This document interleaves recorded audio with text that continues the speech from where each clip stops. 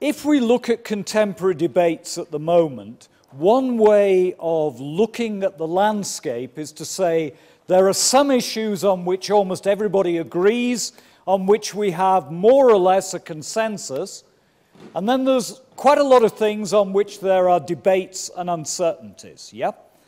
And I'm going to show you what the consensus is.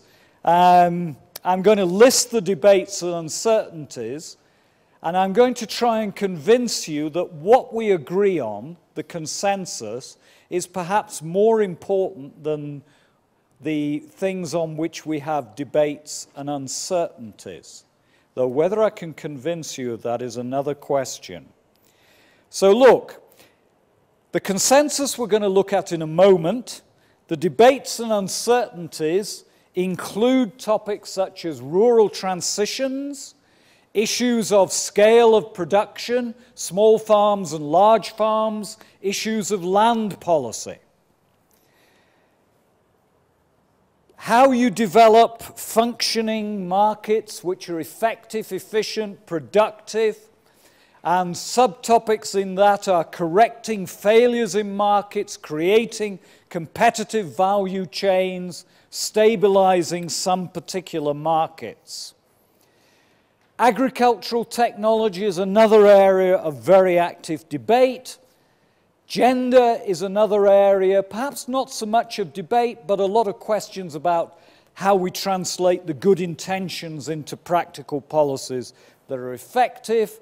Trade is another area, though it isn't dealt with in this book because GIZ commissioned other work on trade. And last but not least, meeting those environmental challenges of climate change and environmental sustainability. Now, if you open up this quite big book by now, you'll find a lot of chapters that deal with all of these topics, setting out different positions in the debates, and to some extent saying what do we think the evidence is, where do we think the right answers lie. But I'm not going to deal with that now. If we dealt with it now, it would take quite a while. And I'm going to try and convince you that these parts of the consensus on agricultural development are indeed a consensus and that they are a useful point of departure. So, I will tell you that, or I will tell people until somebody sufficiently shouts me down, there are no great secrets about agricultural development. And indeed, I'd go slightly further than that, and I'd say that whenever you don't see agriculture growing at least 2% per annum, it's probably not that something isn't happening, it's probably that there's something stopping it, yes?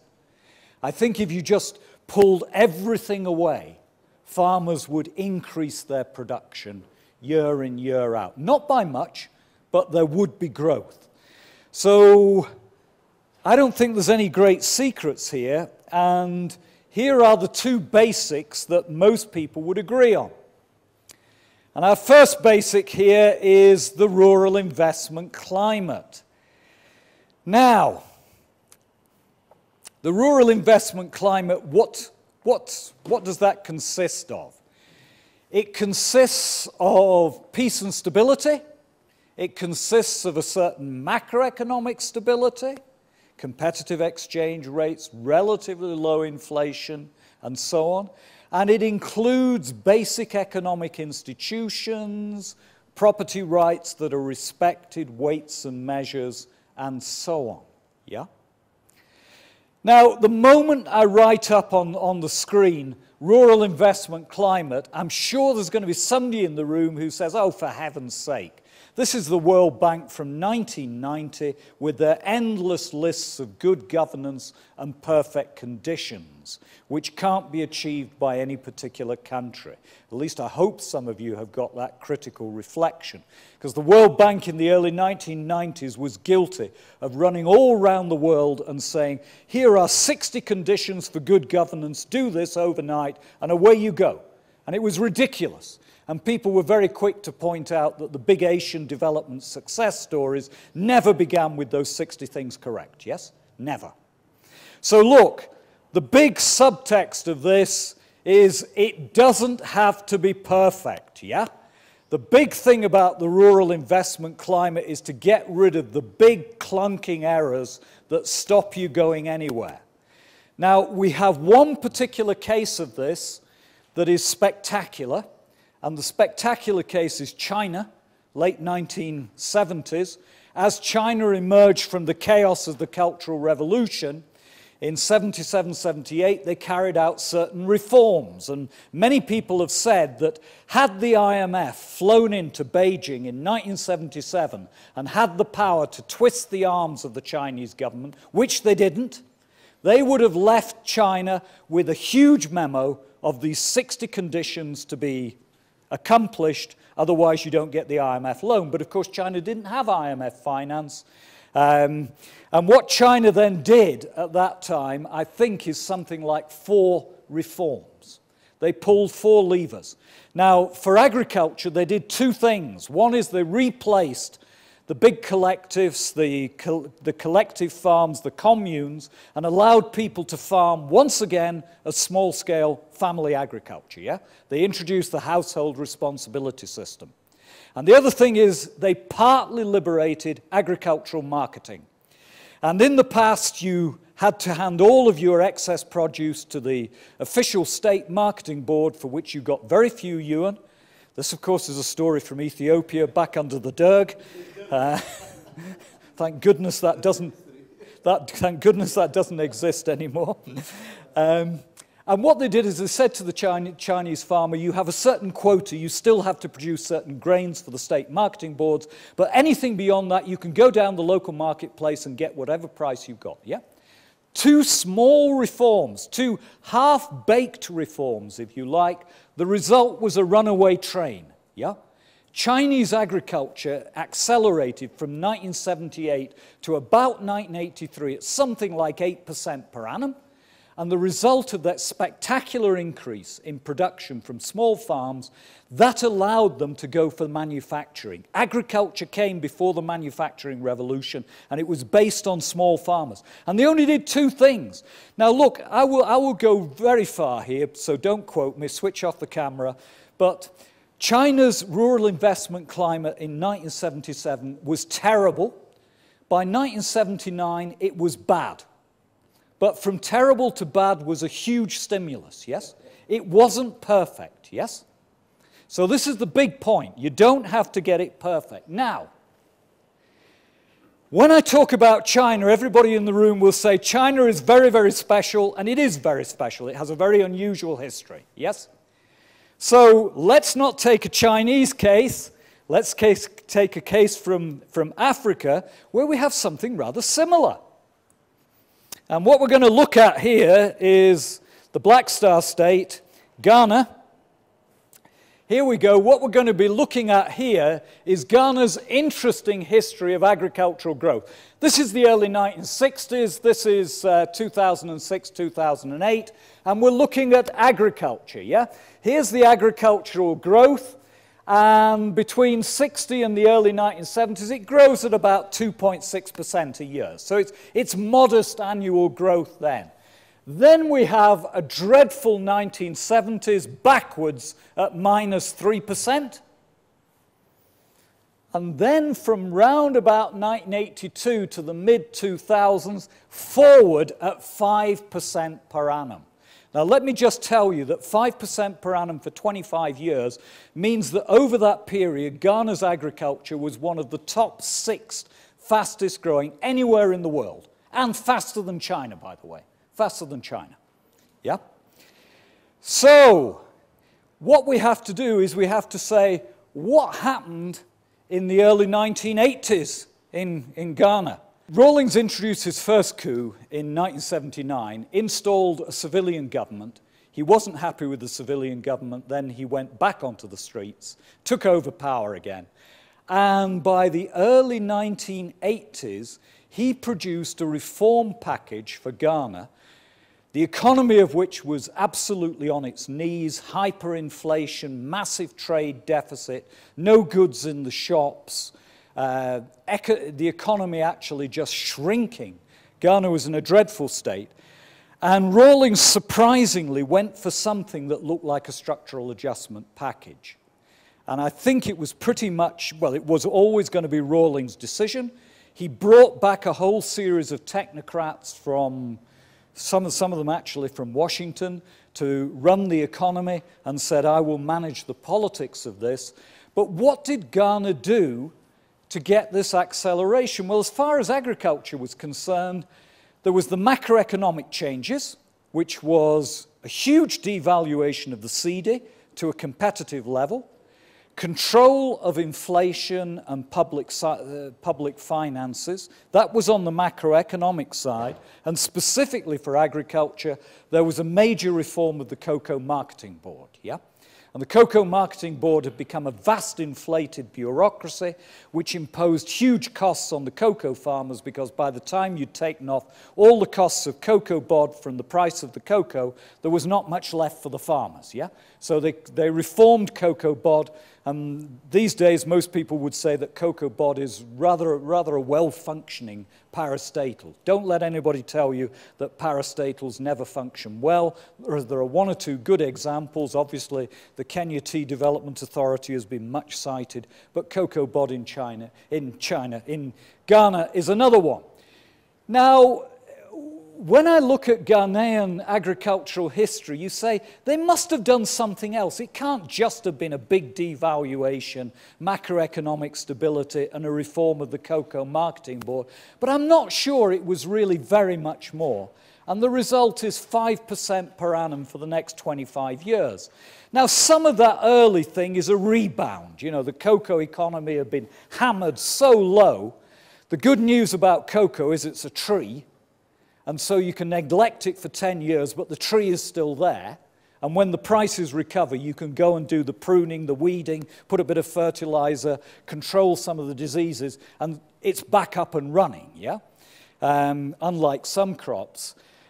But it's a spectacular recovery. So that is a rural investment climate and its effects on Ghana. So if we say, what is this West African agricultural success story? Ghana is one of the best examples of this, and I can't see that it's very much more than removing a couple of clunking great obstacles, a very bad marketing board for cocoa and the macroeconomic disequilibrium, and then after that, Ghana takes off, yes? Now, there's lots of other things that could be done in Ghana, and if we did a Ghana seminar here, my Ghanaian colleagues would list all kinds of problems in Ghana, but compared to where it was in the early 1980s, it's a fabulous story. By the way, somebody in OECD was unwise enough a few years ago to say that everything that had happened in Ghana wasn't a result of agriculture, and I did a bit of checking on this, and I said, well, hang on. Did this lead to pro-poor growth in Ghana? These are poverty statistics from 1991 to 2006. Overall poverty is coming down from more than 50% to less than 30%.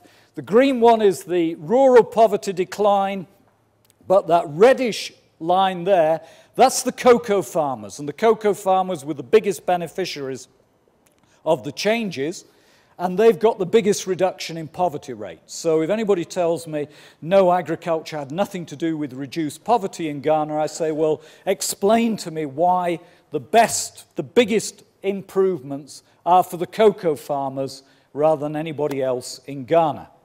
And then some people say, does this do anything for your food security? This is a graph from 1960 through to about 2009. That is the food supply in Ghana. That turning point there is the early 1980s. It's been going up ever since. But much more interesting are these columns here. These are DHS data on the percentage of children under the age of 5 who are underweight. And there we are in the late 1980s.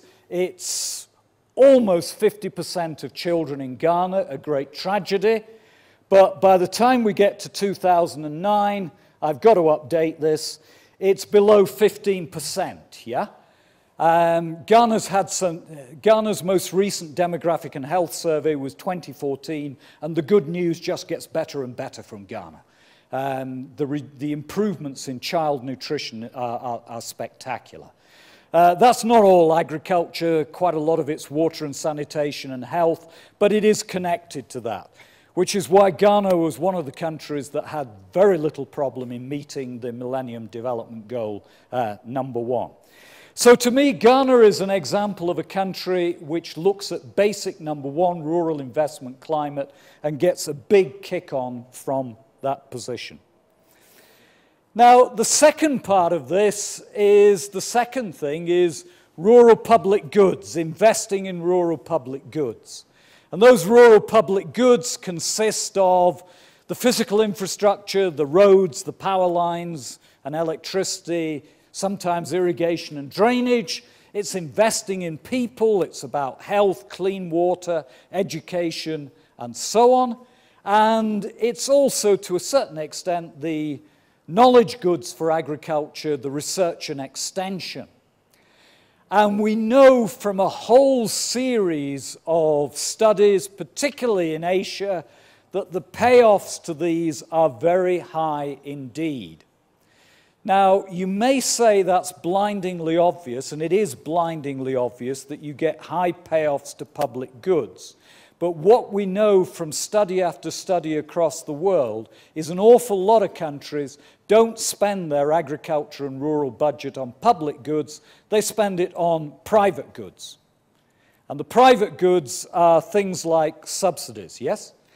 And if we want an iconic case of a country cutting itself off at the knees through its spending on rural private goods, we take India. By the late 1980s, India had solved its enormous supply-side problem through the Green Revolution. In the mid-1960s, India was in a dreadful position, having to import lots of food, totally dependent on US aid. By the end of the 1980s, India had 30 million tons of grain in store. It had solved the supply-side problem through the Green Revolution. And that was through intelligent public investment, intelligent public policies in support of the technical advances of the Green Revolution.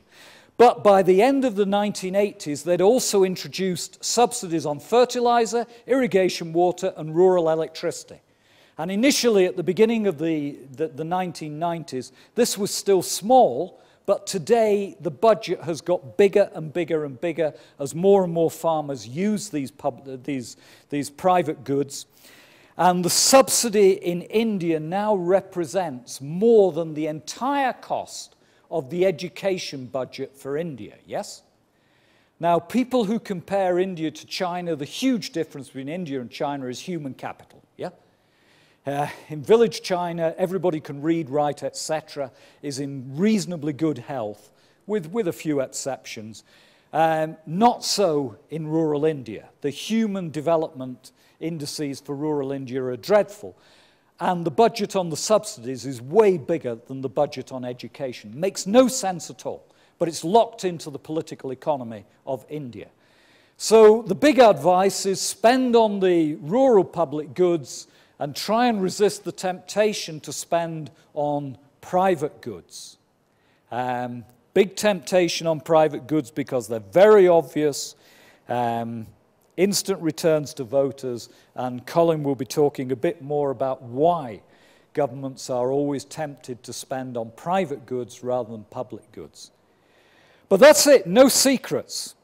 And if you want the confirmation of this, there's some very interesting writing indeed. There's a briefing paper written by Henley and Van Donge, which is only about 6 pages long. We should really give you, everybody should have a look at it and read it. And it basically says, Henley and Van Donge, Henley is a historian, and he said, when you want to look at a comparable example for Africa, don't look at East Asia, look at Southeast Asia. Because Southeast Asia had a colonial background, countries dependent on primary production, and so on, yeah? Much more comparable to Africa's experience than, say, China or Korea. And they say, you know, the spectacular growth we've seen in Southeast Asia, they say, look, our reading of economic history is just 3 things they did. So let's look what they put into their briefing paper. Macroeconomic stability with low inflation, and they actually had currency overvaluation. Look, right now on my feet, currency overvaluation. I'll come back to that later, but it is a competitive currency. I'm just asking myself what I've written there and what the truth is behind it. And thinking on my feet, I can't think on my feet fast enough. But it is a competitive currency. Economic freedom, that's the term they use for farmers and entrepreneurs. The ability to get on with business. Pro-poor public spending on agriculture, public services, and rural infrastructure. In other words, it's almost exactly the basics. These 2 are the rural investment climate. This is the rural public goods. And they write a wonderful analysis of Southeast Asia, comparing it to Africa, and they say, this is it. This is the Southeast Asian secret. Well, there are political secrets to this. And there is one other element of this that isn't on the board that's very important to know.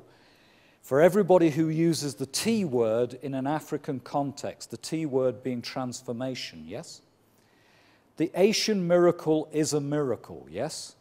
There are not many in the room here who can remember the late 1960s, but some of us can.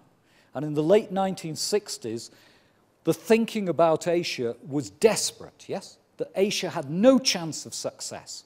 Far too many people, far too many problems, yes? No one would have predicted in the late 1960s what's happened to certainly Southeast and East Asia since then, yeah? It has been a miracle.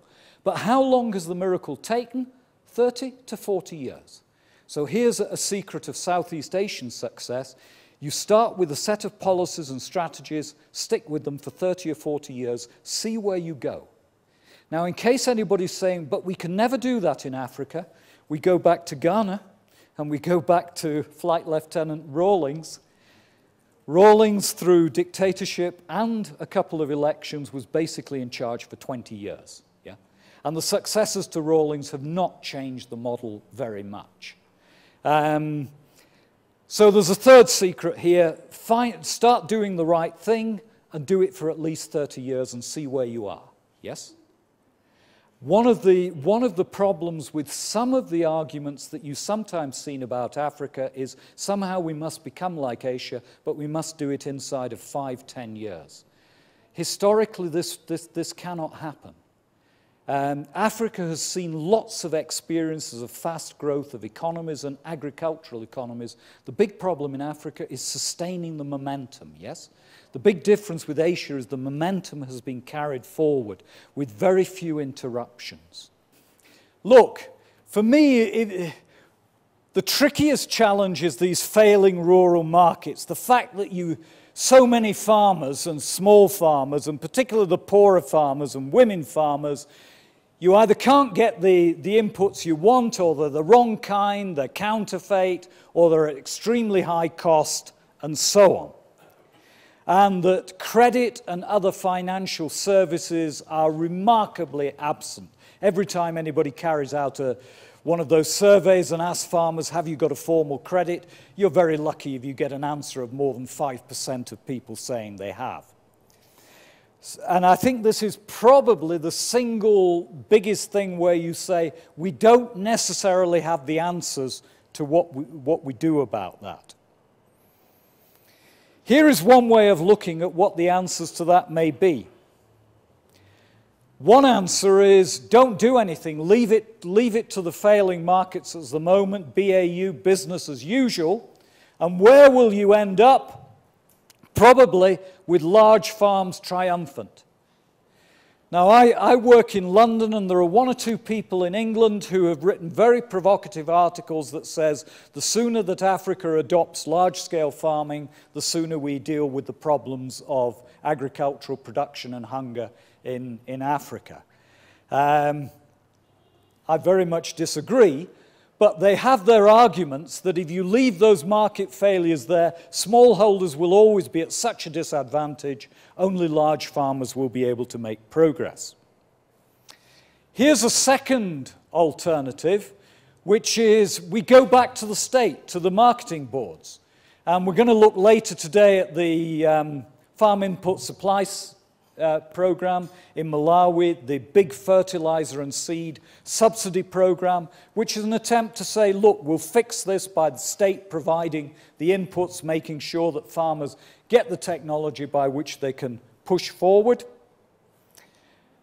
And the third possibility is to say, well, maybe we don't have to go back to the state. Maybe we can do this by private and collective institutional innovations. Now, institutional innovations, what are we talking about there? Here's the sorts of things which are on the scratch pad. Contracting.